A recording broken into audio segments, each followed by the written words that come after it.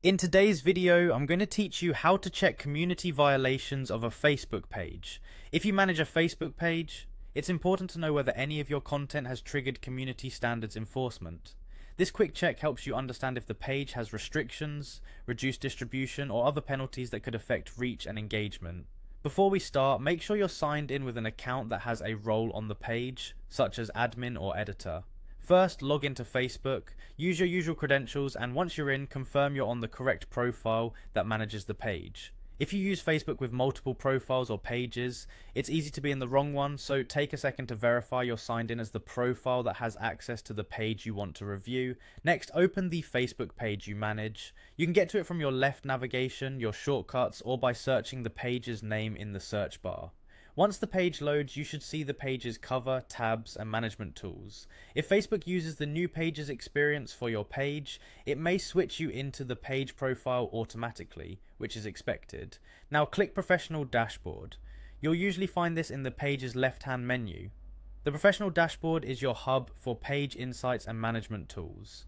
It centralizes performance data, monetization eligibility, if applicable, and policy related information, so it's the right place to review the page's standing.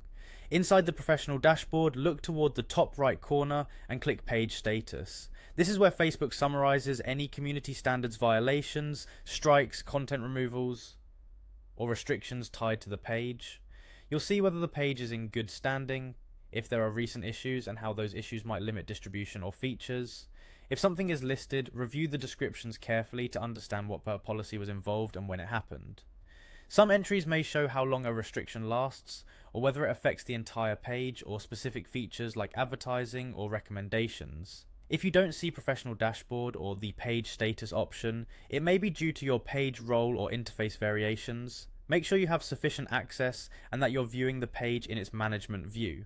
Also note that Facebook updates layouts periodically, so the placement might shift slightly, but the feature name remains the same. That's it.